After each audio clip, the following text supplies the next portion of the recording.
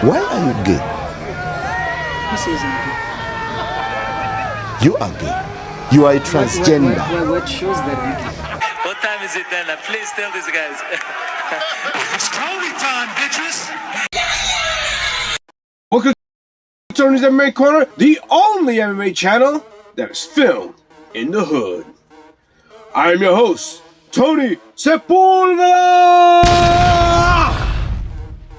And today, as always, we got plenty to go over in the MMA world. Before we get into all that, make sure that you sign up for my email list and get more Tony's MMA Corner content. The link will be in the description.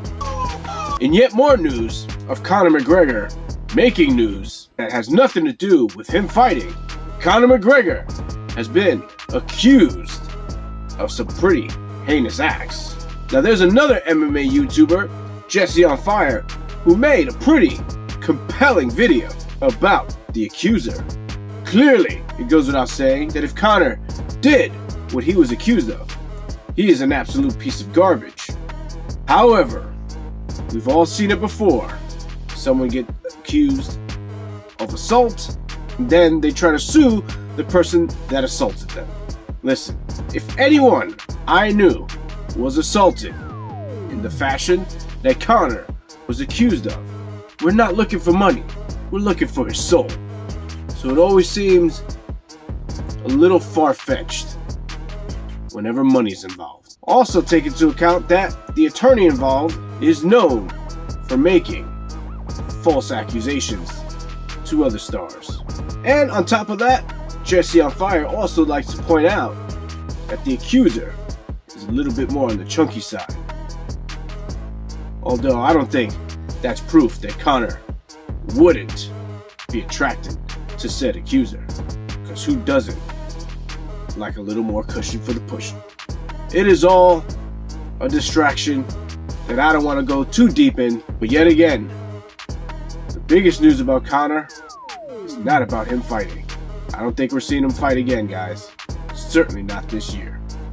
This weekend, in news that casuals don't really care about, and Bellator doesn't really care to market to anybody, they had an excellent card. Those two main events, like I said in my last video, certainly delivered. Sergio Pettis shocked the world by absolutely dominating Patricio Pitbull in the stand-up. What was shocking is that Pitbull was not really able to close the distance effectively and get the takedown consistently. While he certainly had his moments, the story of this bout was Sergio Pettis keeping his distance, getting in, getting out, and absolutely putting on a striking clinic and looking very impressive. I was not a believer in Pettis, and he proved me wrong. What's also very impressive is he's had a pretty long layoff, and to come back this sharp certainly showed that there is a resurgence for Sergio. Yeah, I did it again. Couldn't help myself. In the main event, just like Sergio, Vadim Nemkov was sharp on the feet and absolutely dominated his opposition. With Yoel Romero, you always get two types. You either get the Romero that likes to just stand in front of you and be weird, or the Romero that kind of lulls you into a full sense of security, then explodes into a highlight finish. While there were some times in this bout where we thought we might see that, the majority of the time, it was Yoel Romero just standing in front of Vadim Nemkov and being a punching bag. So we got the weird Romero. He even did some weird little dance at some point, but that did not take away from the performance that Vadim Nemkov had. All in all, it was a great card by Bellator.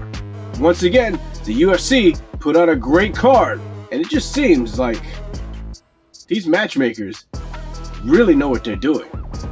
Because we're getting cards that are just surprising us every week. At least me. I'm getting surprised every week. I absolutely enjoyed this weekend's card. There were plenty of finishes, and there were some great wars on it. Especially the main event. Marvin Vettori and Jared Cannonier was about that, I'll be honest with you, didn't really interest me much. But was a very entertaining main event, despite it being pretty one-sided. Jared Cannonier absolutely beat the brakes off Marvin Vettori, almost as if Marvin said the N-word. That's how brutal the beatdown looked. And Marvin Vettori just kept coming like the Terminator. However, Cannonier went all Donkey Kong on Super Mario and won a unanimous decision, thus taking away more thunder from Bellator. Referees once again took an L this weekend, as you had Keith Peterson stop a bout prematurely, and then you had another referee stop a bout post-maturely. On top of all that, in Glory Kickboxing, one of the refs got absolutely obliterated by a right hand. Not a great weekend to be an official. Apparently, there is a Hamza Clone out there, and this MMA YouTuber is jumping on the bandwagon to create even more hype for Hamza Maev. Maev. Two A's. You go Maev or Maev. His name is Hamza. He also happens to have the same nickname as Chimaev. They both share the nickname Borz, which I think means Russian savage, and they both have similar builds, similar fighting style, and they love to get right to it and finish guys as quickly as possible. Very recently, Hamza Maev KO'd a guy in 41 seconds in the Brave promotion, the very same promotion that Hamza Chimaev earned his stripes in. Hamza Maev is following the same path as Chimaev. I know this is all very confusing. It's going to get even more confusing when this guy eventually makes it to the UFC. So keep an eye out for Hamza Borz Maev, not Chimaev. Well guys, that's it for me. And as always, I'll see you guys next time on Tony's MMA Corner. Why are you gay?